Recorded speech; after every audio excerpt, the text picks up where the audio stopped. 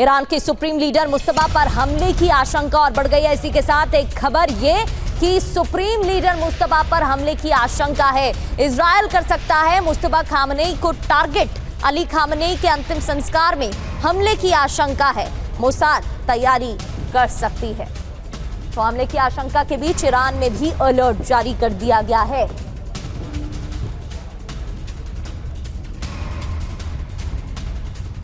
क्या प्लानिंग है, क्या योजना है मोसाद के टारगेट पर मुस्तफा? ईरान में हाई अलर्ट जारी किया गया है। एक एक कर आपको बताते हैं।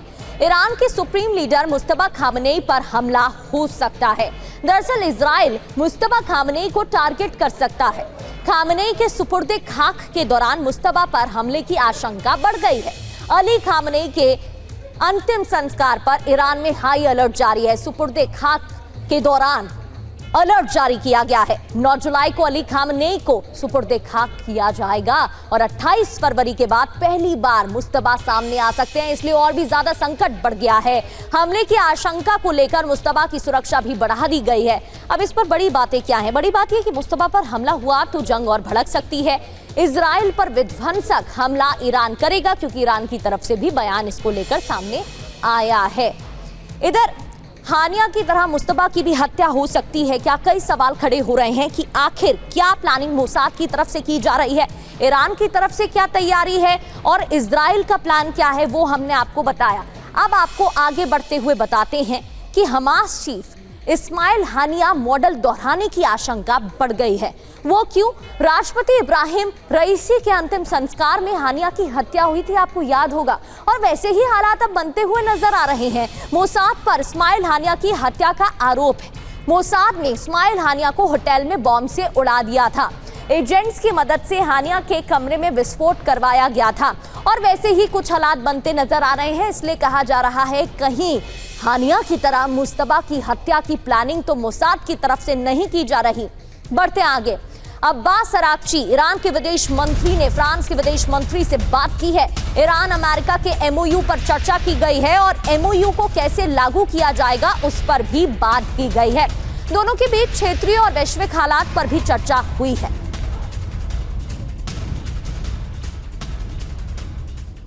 दोनों के बीच बातें हुई हैं वैश्विक हालातों को लेकर। हॉर्मुज तनाव में फ्रांस की भी एंट्री इसी के साथ होती दिखाई दे रही है। अब आपको बताते हैं कि हॉर्मुज तनाव पर दोनों के बीच क्या बात हुई है और एंट्री फ्रांस की क्यों हुई है।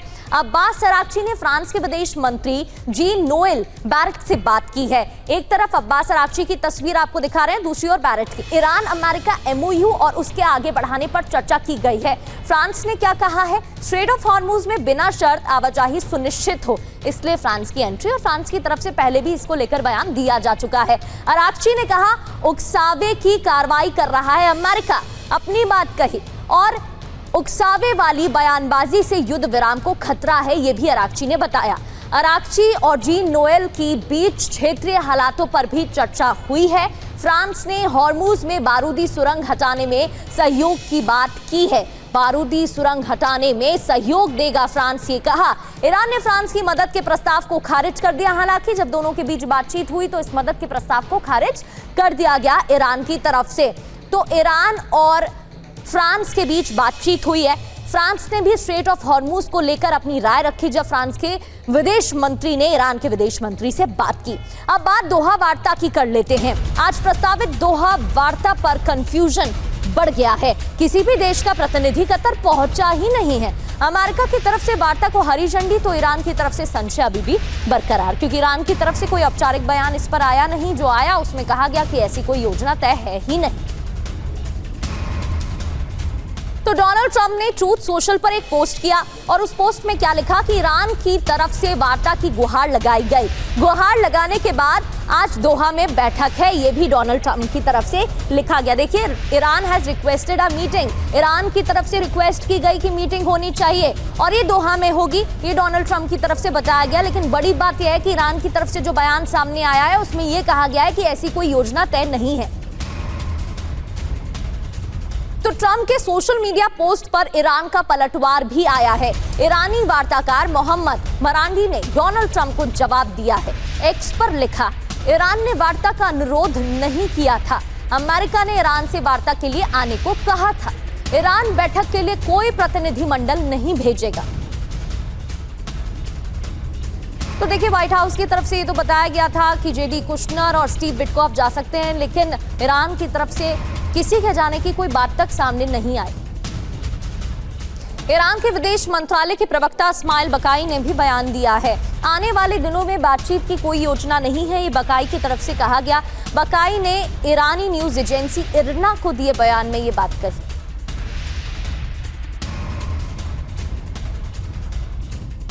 तो ईरानी राष्ट्रपति मसूद पेजेश्कियान ने भी एक्सपोज किया है, आपसी समझ एक दो तरफा प्रक्रिया है। यदि अमेरिकी पक्ष समझौते का पालन करता है तो हम भी अपनी प्रतिबद्धताओं को पूरा करेंगे। ये दोनों तरफ से होगा। हम धमकियों से डरने वाले नहीं हैं। कार्रवाई का समय आने पर हम दृढ़ता और निडरता से बचाव करेंगे। ये भी मसूद पेजेश्कियान की तरफ से अपने बयान में, अपने इस पोस्ट में कहा गया है। तो आज प्रस्तावित दोहा वार्ता पर ईरान और अमेरिका का पक्ष क्या है, एक एक कर आपको बताते हैं, क्योंकि अमेरिका की तरफ से तो कुछ और कहा गया, डोनाल्ड ट्रंप की तरफ से कुछ और बयान आया और ईरान की तरफ से कुछ और। अधर में लटकी हुई है दोहा वार्ता।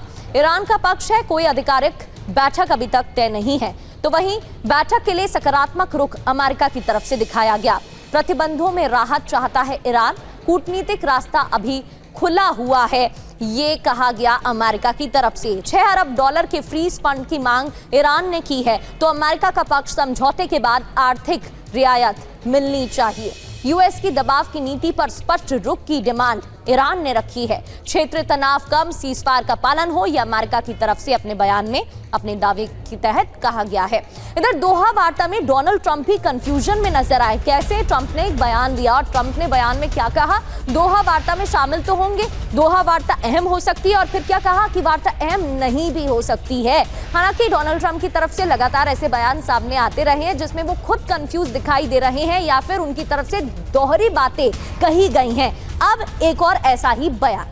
तो दोहा वार्ता ना होने की वजह क्या है, एक एक कर ये भी जान लेते हैं, क्योंकि जब थोड़ी सी उम्मीद जगती है तब कोई ऐसी खबर आती है कि लगता है कि युद्ध जहां से शुरू हुआ था वहीं पर पहुंच गया है। वार्ता के एजेंडे पर सहमति नहीं बनी, इस वजह से ईरान की पूर्व शर्तें पूरी नहीं हुई, इसलिए भी बात होनी है। बातचीत के फॉर्मेट पर भी मतभेद बताई जा रही है, इस वजह से दोहा वार्ता नहीं हो पाए। ईरान को सुरक्षा गारंटी नहीं मिली है, फ्रीज फंड पर कोई फैसला नहीं हुआ है, दोनों पक्षों में विश्वास का अभाव, और ये तो शुरू से ही है। ट्रस्ट फैक्टर की अगर बात करें तो ये तो शुरू से ही दोनों देशों के बीच देखने को मिल रहा है। पश्चिमी एशिया में सेंटकॉम की नई तैयारी की खबर भी सामने आ गई है। ईरान पर फिर भीषण हमला संभव है, ये भी जानकारी मिल रही है। पश्चिमी एशिया में 50,000 अमेरिकी सेना की तैनाती, अमेरिकी सैनिकों की तैनाती, ईरान पर दबाव बनाने के लिए सैन्य तैनाती की गई है। अमेरिकी मीडिया के हवाले से खबर, एक तरफ अमेरिका बात करना चाहता है और दूसरी ओर तैनाती भी की गई है। क्या ये सिर्फ दबाव बनाने के लिए की जा रही है या फिर एक बार फिर से जंग की शुरुआत हो सकती है? तो वार्ता फेल तो फिर ईरान में विध्वंस देखने को मिलेगा। पश्चिमी एशिया में हाई अलर्ट पर अमेरिकी सेना है। दोहा वार्ता से पहले पश्चिमी एशिया में यूएस की बड़ी तैयारी देखने को मिल रही है। सेंटकॉम ने ईरान के पास सैनिकों की तैनाती बढ़ा दी है। पश्चिमी एशिया में 50,000 से ज्यादा सैनिकों की तैनाती है। किसी भी वक्त ईरान पर पहले से भी बड़े हमलों की आशंका है। एडमिरल ब्रैट कूपर ने सैन्य तैनाती की जानकारी दी है। बड़ी बातें क्या हैं? वार्ता के लिए दबाव बनाने के लिए तैनाती की गई है। वार्ता फेल होने पर प्लान बी पर भी काम किया जाएगा, ये भी बताया जा रहा है। वार्ता अगर फेल होती है तो फिर ईरान में विध्वंसक हमलों की शुरुआत हो सकती है। इसको लेकर अमेरिका की तरफ से बयान, डोनाल्ड ट्रंप की तरफ से धमकी भी दो दिन पहले दी जा चुकी है। बढ़ते हैं आगे। हॉर्मुज में जहाजों से टैक्स वसूलेगा ईरान, एक और बड़ी खबर है। वहां से गुजरने वाले जहाजों से टोल लेगा ईरान, और ईरान के विदेश मंत्रालय ने टैक्स लेने का ऐलान किया है। ओमान ने हालांकि जहाजों से टैक्स लेने से इनकार कर दिया है।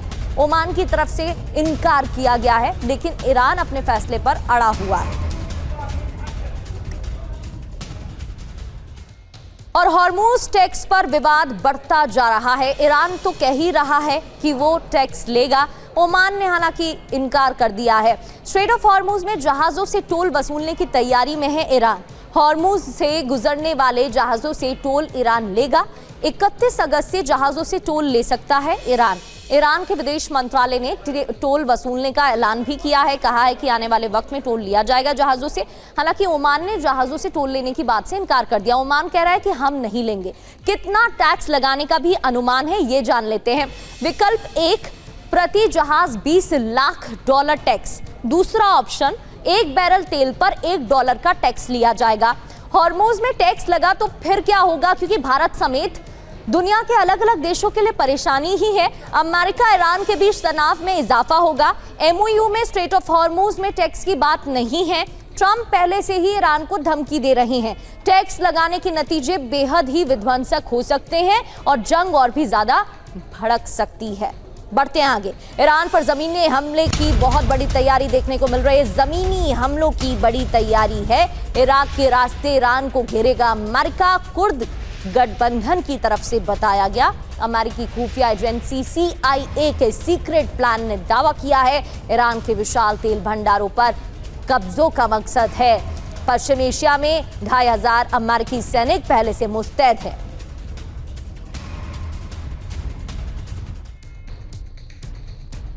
तो ईरान पर ग्राउंड वॉर का सीक्रेट ब्लूप्रिंट क्या है बताते हैं। अमेरिका की तरफ से तैयारी की गई है। कई सैनिकों की बड़ी तादाद में तैनाती भी की गई है। एक तरफ बातचीत होगी टेबल पर इस तरीके की बातें, और दूसरी ओर ये तैनाती किस ओर इशारा कर रही है। ईरान पर सीधे जमीनी हमले के लिए सिर्फ इराक सबसे मुफीद है, इसलिए इस रास्ते से तैयारी। समंदर के रास्ते हमले से पहले हफ्ते ही 25% सैनिकों का खतरा। अब ये देखिए, आपको बताने की कोशिश भी कर रहे हैं हम आपके जरिए। अमेरिका, इराक और कुर्द लड़ाके मिलकर ईरान पर चढ़ाई करेंगे, ये भी तैयारी है। अमेरिकी खुफिया एजेंसी CIA के सीक्रेट प्लान की तरफ से यह दावा किया गया है। रिपोर्ट के हवाले से खबर, इराक में 2500 तो पश्चिम एशिया में 50,000 अमेरिकी सैनिक पहले से मौजूद है।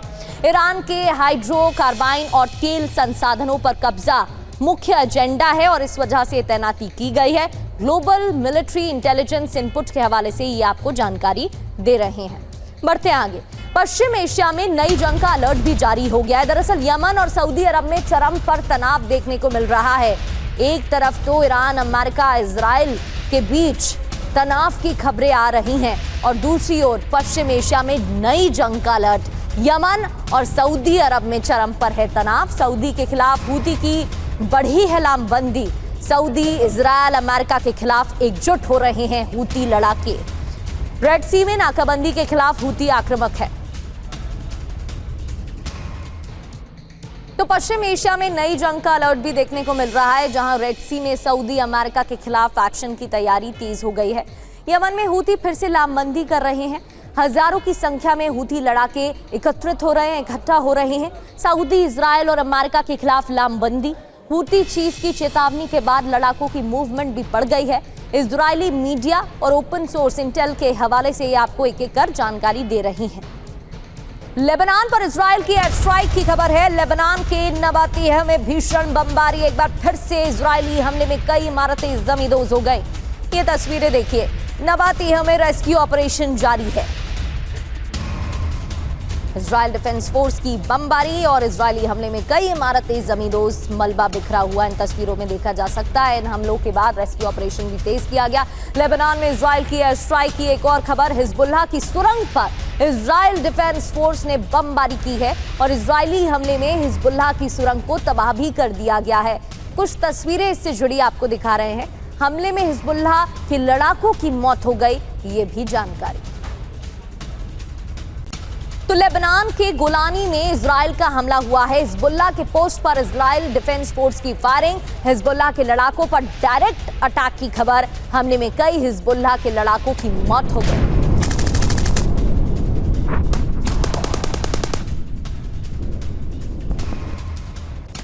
दक्षिण लेबनान के रिहायशी इलाके में हमले की जानकारी। इजरायली हमले के बाद जोरदार धमाका हुआ है। इजरायली हमले में कई इमारतें भी जमींदोज हो गई हैं, ये खबरें भी मिल रही हैं।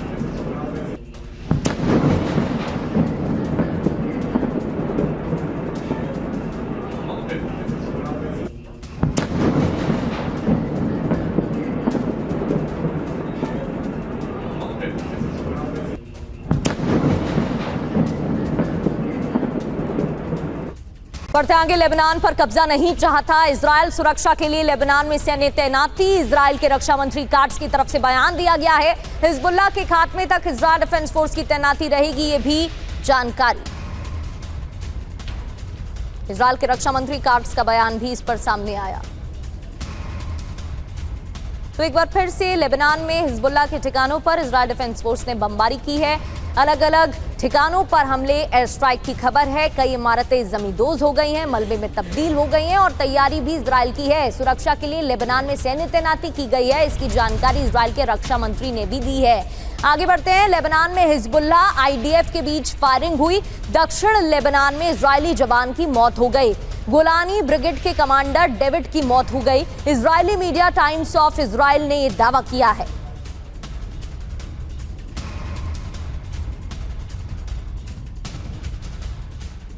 टाइम्स ऑफ इजराइल ने दावा किया है, जानकारी दी गई है। लेबनान में हिजबुल्लाह इजराइल डिफेंस फोर्स के बीच फायरिंग हुई है। लगातार बमबारी की खबरें भी सामने आ रही हैं और इजरायली जवान की मौत भी लेबनान में हुई है, ये भी खबरें हैं।